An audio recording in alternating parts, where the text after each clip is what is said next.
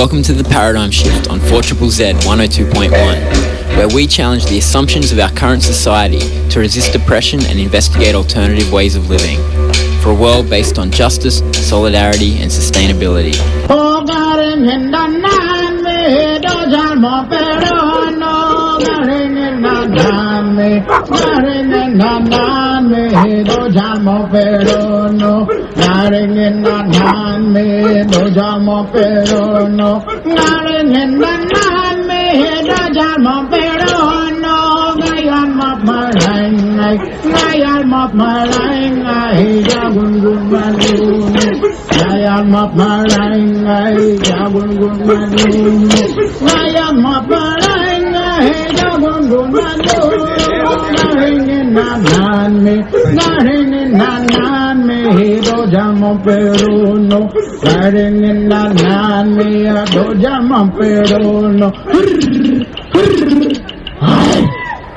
Welcome to the Paradigm Shift on 4ZZZ 102.1 FM. That's the station you are tuned into. Hey, it's your local community, volunteer-run, not-for-profit radio station. Good on you for being a part of it by listening in. My name's Andy and I'll be hanging out with you for the next hour on Jagera and Turrbal country, acknowledging where the land we are broadcasting on. And we're going to be talking about protecting country today on the show.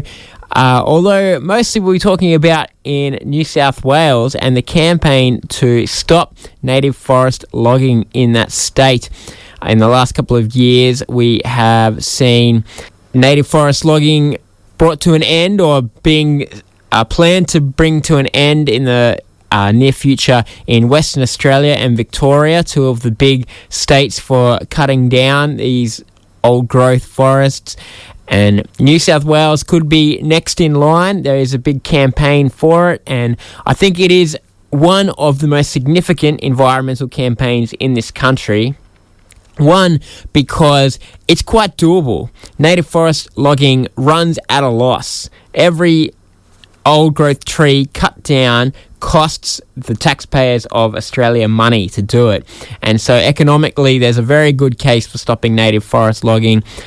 But also, in terms of climate action, well, we know how unwilling and unable the Australian government is and the Australian industries are to taking meaningful climate action. Well, in the case of forests, all you need to do to stand up for our climate is take meaningful climate inaction. Just stay home and it'll be a better result for the climate. You don't have to do anything. And so it's one of the most important things that we can do to protect climate change is keep those carbon sinks in place and look after them, protect them, because they are drawing down the carbon out of the atmosphere to help keep our planet in a livable state and help keep us humans alive. And I think there's so many other reasons, as we will talk about in the course of the show, about biodiversity and things like that. But at a fundamental level also, keeping our forests intact is about the question of whether the human species is able to coexist on this planet with other species, or whether our existence means everything else has to live in permanent danger of being made extinct. And that is really the question that we're talking about when we're saying, should we clear fell all our forests or not? And so that's why I think that the campaign to stop native forest logging is extremely important. I've supported in other states, and if you have been listening to Paradigm Shift for a long time, you would have heard us talking about it with other states. And I think New South Wales, it is a very doable political aim. And of course, we're in Queensland here, and so it's not necessarily in our power to contact New South Wales state politicians or anything, but we should be looking to support this. And Queensland has its own problems with land clearing, even though we don't have a native timber industry logging our forests. We actually clear more land than all the other states anyway, just for farming in this state. And so that's a separate issue that maybe we'll talk about another time. But again, it's about, can we leave intact the Earth's life support systems that are there to help us? So anyway, today on the show, I'm going to be talking with Tom from Bellingen Activist Network. They have been blockading the clearing of forests in the Coffs Coast region of New South Wales. It's all been happening down there. And then I spoke to Sue Higginson, who was a forest blockader, then was an Environmental Defenders Office lawyer, and now is a Greens MP. And he's still working to protect the forest, and so we had a chat about the reasons why protecting forests is so important. So stay tuned in, that's what's coming up, and I have on the line here Tom from Bellingen Activist Network. Hello there, Tom. Hi there, how you going, Andy? I'm very good. Good to hear from you, and good to see that Bellingen Activist Network have been true to the name and being active in recent times. Can you start off by telling us, for those who don't know here in Queensland, maybe where is Bellingen and what does Bellingen Activist Network do? So Bellingen's on Gumbaynggirr country, which is the mid-north coast of New South Wales, also near Coffs Harbour as a bit of a landmark. The Bellingen Activist Network is about a year old and was started off the back of a lot of forest activists who've been doing blockades of the native forests around Gumbaynggirr country. We had several successful blockades where we managed to stop Forestry Corporation from logging in those forests, and decided we needed to be a bit more mobile and actually take up some other issues that weren't just forest-based. So we've been getting stuck into a lot of the forests that Forestry Corp are now trying to log since the announcement of the Great Koala National Park. And in the last few weeks, we've had multiple tree sits, a couple lock-ons, and some really empowered community walk-ons as well. So it's really ramping up here, and I guess we're growing in numbers as well as strength. So it's an exciting time to be part of the Bellingen Activist Network. Yeah. So you just mentioned there the Great Koala National Park, and it's interesting because normally the announcement of a national park leads to less logging, not more, but you have said that the logging has increased after the election of New South Wales Labor and their promise that they're going to turn some of that Gumbaynggirr country into national park. That's right, yeah. So they promised a huge national park from Port Macquarie all the way up to Grafton to protect koalas, linking many sort of state forests and existing national parks up. Problem is Forestry Corp and the contractors they employ, now realising they're not going to get their hands on all that timber, are basically coming in faster and more intensely to take the wood that is around. So, I don't know, inadvertently Labor has kind of created this mad rush on the forest around here. So now 30% of that Great Koala National Park is scheduled to be logged in the next 6 months. Obviously, in a year's time or 2 years' time, it might be protected as a national park forever. So it's sort of, they're just trying to smash and grab what they can. So it's creating all sorts of problems. I think it's good to acknowledge that there's not universal support for the Great Koala National Park, especially from Gumbaynggirr landholders around here. They'd like to see the land returned to them as custodians and not just given to another government agency. But yeah, it's which I guess doubles the pain of the fact that they're now going to log it sooner and more intensely. We'd like to see an end to native forest logging all over New South Wales and all over the continent. So this is just a kind of a battle that's happening right now, but it's got wider ranging implications for the native forest industry and people fighting to protect it. So you mentioned there's been a couple of direct actions recently, and I've seen some very high-spirited community walk-ons. What's been the effect of those actions? The usual, pretty aggressive contract loggers.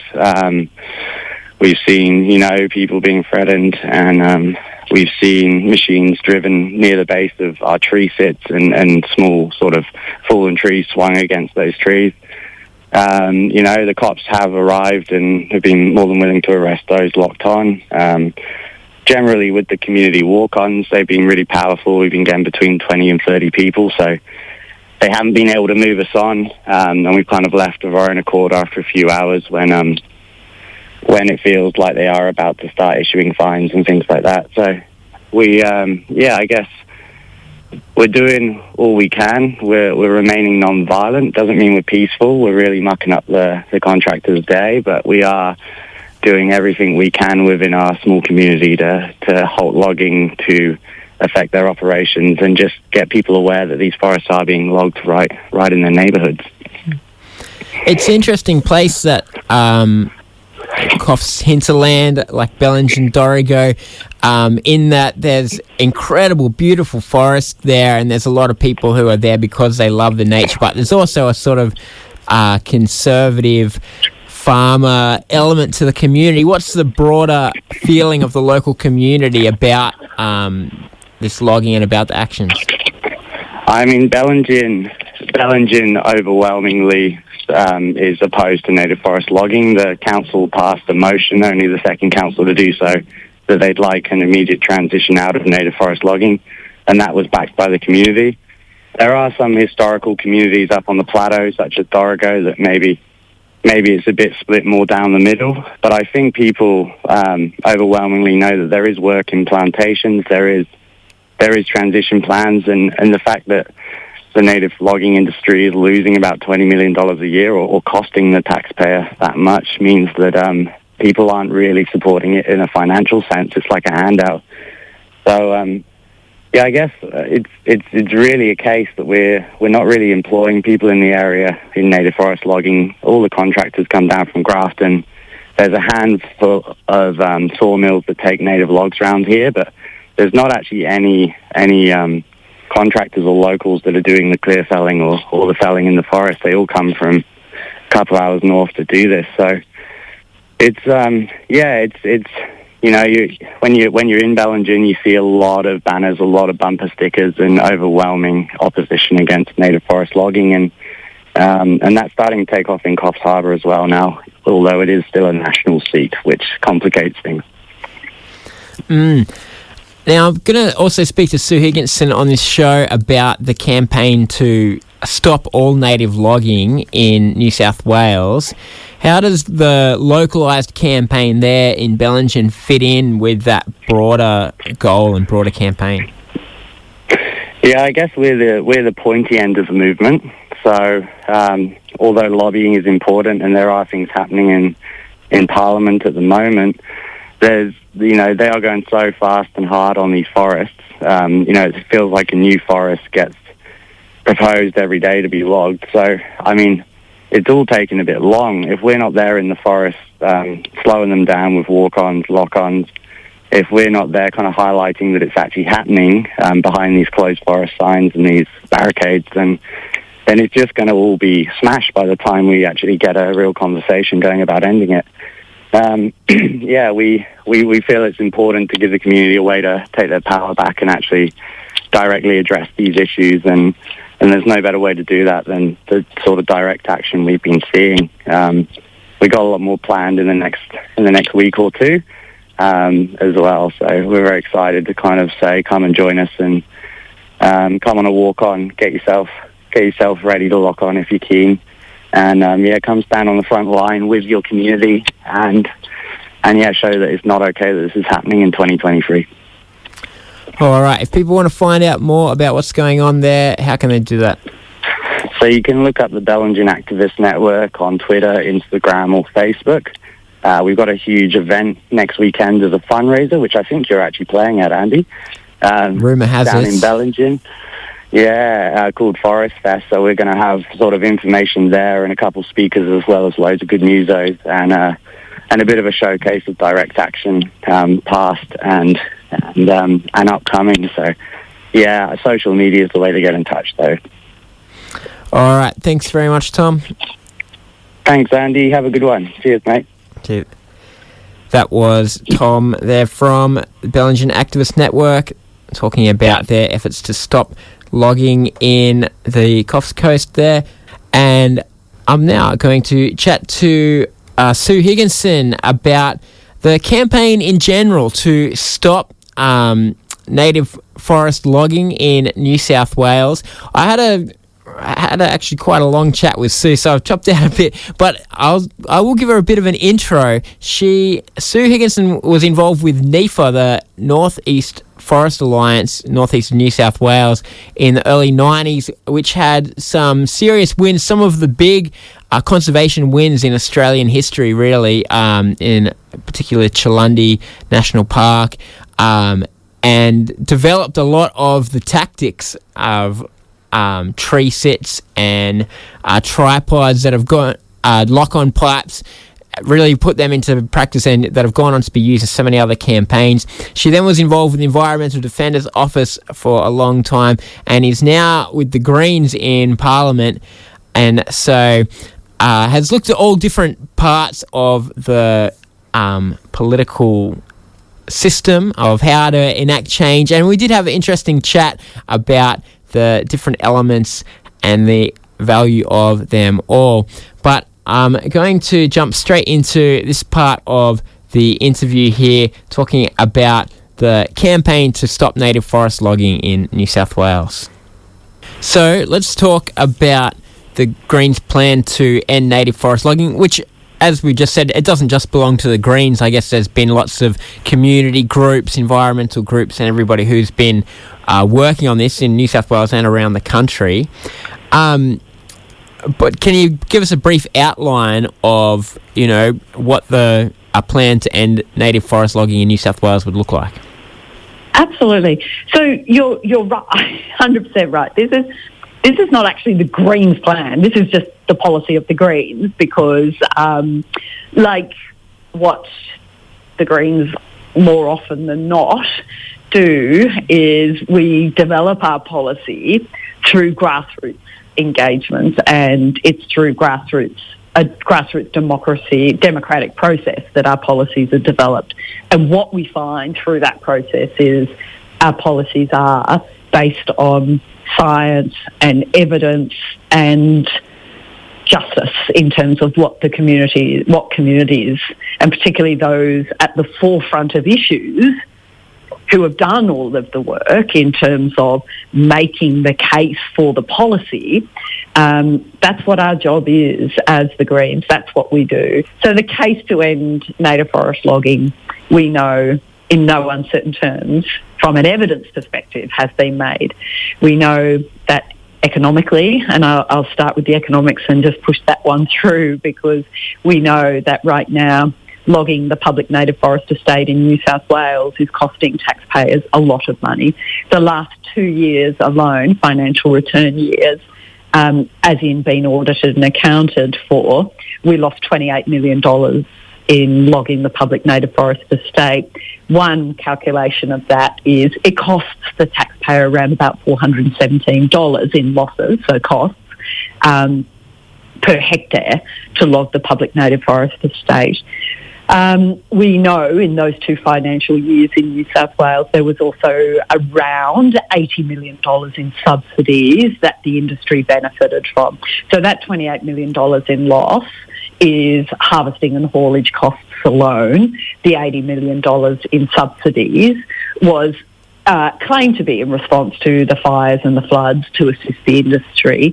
Naturally, every industry gets disaster response adjustments and assistance, but these are just the raw figures. That's what it's costing. And those audited reports actually provide the diagnosis and the prognosis that that economic situation is not likely to improve in the short or medium term. So from an economic perspective, we know that we really should not continue logging our public native forest estate. And, if you want another economic kind of translation in sort of political ideological terms, we know that the former Liberal government of New South Wales actually had developed a plan to end logging native forests in New South Wales a couple of years ago, but they couldn't get that plan through the Nationals. And we know, that's the cultural element of the Liberal National Coalition when we're looking at forestry. That's been going on for a long time. The National Party claims to be the party of the loggers and those, workers, those timber industry workers. So, it's interesting in that economic lens. We also know the case to end our public native forest logging from a biodiversity perspective was made a long time ago. We can correlate that so clearly to the fact that the forest-dependent species that rely on, healthy forests are the ones that are the highest on the list in terms of on the rapid, slippery slope to the dark bottom, which is extinction, of course. And, we're talking about greater gliders, yellow-belly gliders, the owls, the glossy cockatoo, black cockatoos, koalas, the animals, and then, of course, all those ground-dwelling mammals, those, these ancient species. They're literally the ones on the brink of extinction. They're the ones that are harbouring in their refugia, which is our public native forests, and they're not actually able to live elsewhere. So, and that's only that element of biodiversity. I won't go into the plants and the other elements of biodiversity. In terms of the greater, broader ecosystem services that these forests, and I know some people find that language a bit controversial, so the benefits, the values, etc., that we obtain from our forests, we know that we're looking at clean water, healthy soils, rainfall, drought-proofing regions, and of course landscape stability and resilience. These are the very things that the forests provide. And then, of course, and you can extrapolate those values in really quantifiable terms, so agricultural benefits and so on. The case for all of this in terms of the ecosystem, that science has well and truly been in, and the jury returned the verdict a long time ago in terms of protecting these forests. And actually remember, we're not just in our plan, we're not just talking about protecting forests, we're actually talking about regenerating them, because the fact is our forests are in quite an unhealthy state at the moment because of over 200 years of intensive logging and management. So we've actually got to recover our forests. But the other two I'll mention, just in terms of the case, and what the policy is based on and what the community is calling for. The other two aspects. One is fire. And we know post-2019, 2020, we assessed our forests, public native forests, and 40% of the forests were really significantly damaged by fire, not just fire, intensive hell-raising fire. And the studies that have been undertaken post-fire by forest science ecological experts from the Australian National University, we've seen some very, very good research and data now, peer-reviewed, that is showing that the more we log our forests, the more we make our public native forests susceptible to increased frequency and intensity of fire. So that is a real element and a really loud ringing alarm bell, because obviously we know we are walking into more fire, and we know how unsafe we're making communities around the forest communities and the landscape more broadly by not allowing these forests to be more fire resistant. We're making them less fire resistant and actually more fire dangerous every time we log them. And then the last part of the case is climate change. We know that our forests are one of our main tools in the defence box of defending ourselves and assisting us in dealing with with climate change, both the impacts that we're experiencing now of climate change and the future impacts, as we know the elements of climate change that are locked in, the things that we don't actually have control over, even if we stopped all emissions right now. So, and we know that forests are literally one of their functions and roles is to draw down and store carbon. They are carbon sequestrers. They are the best at doing that job. We know that older forests and forests managed well and healthier forests are the most effective and efficient when in terms of their role in carbon sequestration. And we also know, so in New South Wales alone, we've got the reports in and we've seen those reports, and We're talking about millions of tonnes of carbon. Putting that in an economic value, we're talking about $2.7 billion worth of carbon savings between now and 2050 if we stop logging the public native forest this year. And based on the price of carbon per tonne right now, which is very cheap, you're looking at about $38 a tonne of carbon. That's in the... I've kind of done that calculation again in the economic lens as opposed to the actual carbon units end. But, it's fundamental. We stop chopping down these incredible trees right now, and we actually start increasing their capacity to sequester and draw down and store carbon. And on that front, the government's own independent agency, the Natural Resources Commission, that advises on matters including forest health, they put out a report in the last quarter of last year. I think it was about August. They tabled a report in the New South Wales Parliament. And one of the most alarming lines in that report for me, or components of that report, was when they actually said, we really need to start looking at the future management. I would say the current management, but they said the future management of our forests, because these forests, if we don't, will actually become carbon emitters rather than carbon sequesterers in the coming decades. Now, somebody who's been engaged in forest management, forest science and forest law for over 30 years, when I read those lines and I read those conclusions in that report, I actually felt quite frightened. Imagine, and the translation of that is imagine these incredible natural assets, and again I'm using this language, these incredible ecosystems that are life-giving, life-supporting, actually becoming something we have to live in fear of. Actually, to me, that was frightening. So that's why we have, and we are, saying to the New South Wales government right now, and all and sundry, we need to do this. This is not a political matter. This is above politics. This is way transcends politics. This is about our lives. This is about the planet. And this is about a sensible thing to do right now, and not a day too soon. Now, you've mentioned the economics there, that economically it would be good to just stop with nothing, where we lose money off every log, that's cut down from native forest.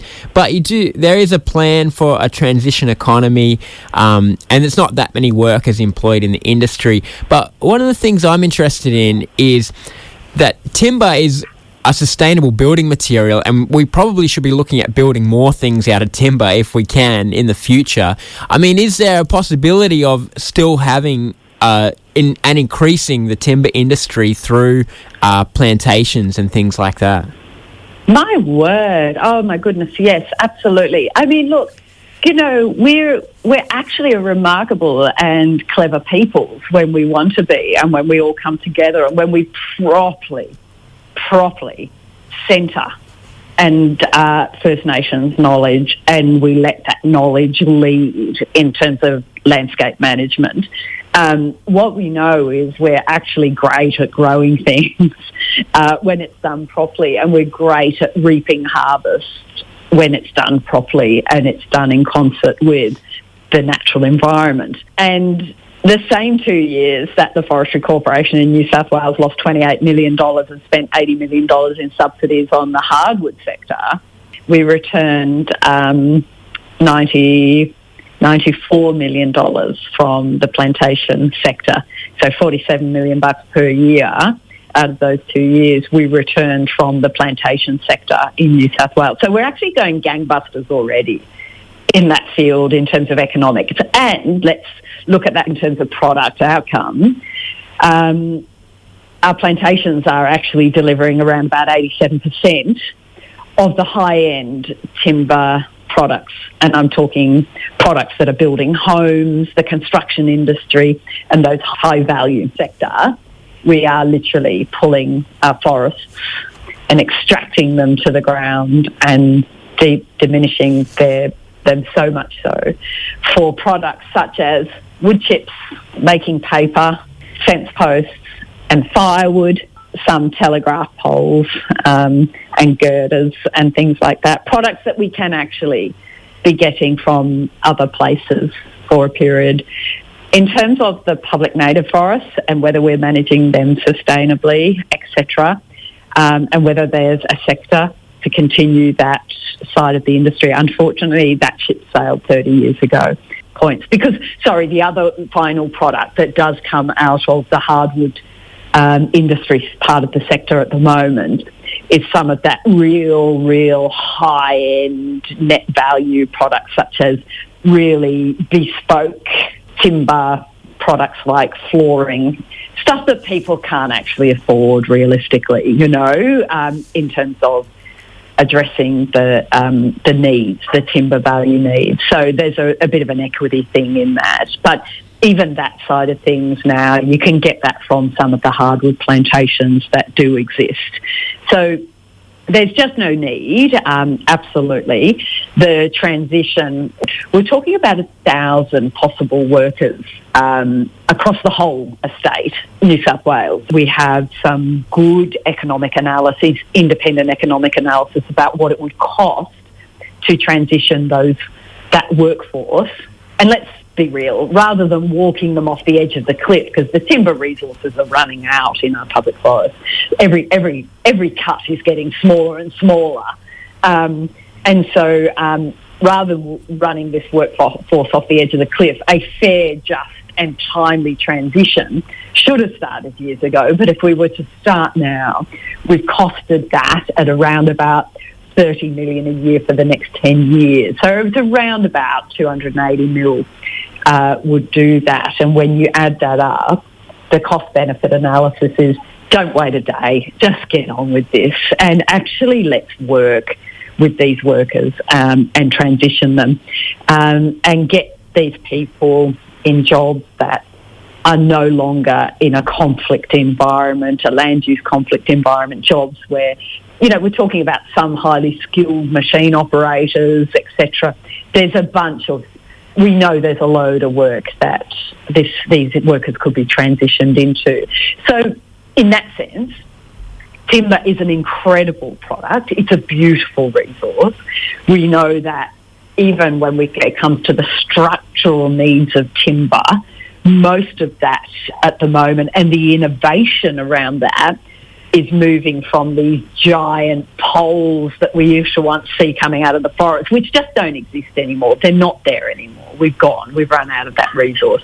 We're now looking at engineered timber, and there's a load of innovation, and it's a jobs-rich industry as well. Those kind of engineered timbers, those laminated timbers, those incredible timber products. A lot of ingenuity goes into that, and it's a jobs-rich environment. You can look at the south, go to Tumut and look at some of the manufacturing that's happening around those timber products in the softwood sector. And it's a really, really kind of vibrant, happening sector.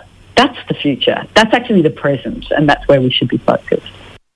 Okay, so let's talk about politically how this happens. Now, you've mentioned that the New South Wales Liberals were looking into it themselves. Of course, they're hamstrung by the National Party and its corporate interests, but they're also not in government anymore, and you have a Labor government in New South Wales. So, and Labor governments in both West Australia and Victoria have announced an end to native forest logging there. What does the political process look like from here? So we've got a Labor government that didn't and doesn't have a policy of ending native forest logging. We have a government that went to the election saying that they would create a Great Koala National Park and end the logging of the public native forest estate as part of that Great Koala National Park. So we've got work, we've got uphill work. However, I know that we do have an environment minister who understands this predicament. That's our work. Our work is to continue to work with this government. We saw what happened in WA. We saw what happened in Victoria. We know it's inevitable. The politics knows it's inevitable. Now, the rub of all of this is that this Labor government is a minority Labor government. It hasn't got a full majority. And right now, we are building an alliance within the Parliament, which is speaking to the incredible alliance outside the Parliament. That alliance inside the Parliament is arguing to end logging of the public native forest estate. There is a fantastic instability in the current government right now, and that's what a healthy democracy looks like. We know that, because these urgent issues can be agitated and get a particular focus on the kind of political justice spectrum. There are people out there that genuinely are convinced that it's okay to keep logging this public native forest estate. They're not engaged at the ecological landscape level and the forest health level. Because let's face it, it's a complex area. Not many people are in the position, or not all people are in the position where they understand that a forest is not a stand of trees where machines can go in and out and some trees growing back is a forest.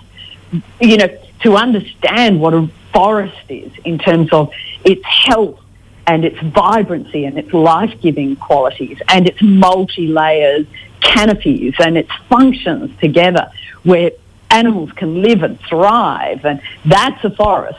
And that's what we're talking about in terms of the public native forest estate. That's what we need to do. We need to stop destroying it, but we also need to recover it and again make it back. So there is it's a lack of understanding as well that is behind the politics of the day. But can we do this? My word, we can. And will we do it? Absolutely. It's not a matter of if, it's a matter of when. And right now, that's the very thing that we are working inside and outside the Parliament to bring on. And again, not a day too soon can this happen. All right. Thanks very much, Sue. Thanks so much, Andy. You are listening to 4ZZZ, the paradigm shift, for a few more minutes anyway. We were speaking with Sue Higginson about the many reasons to end native forest logging in New South Wales. Again, it's not quite our local campaign issue here, but I do think that in terms of climate action and environmental protection, it is one of the most pressing campaigns in this country going on right now. And so that's why I wanted to talk about it on the show today and get the word from people working in the political sphere and people working on the ground, getting into that forest and standing in front of the bulldozers and things like that at Bellingen Activist Network, as we were speaking to earlier. That's about all we have time for on the Paradigm Shift. See you next week.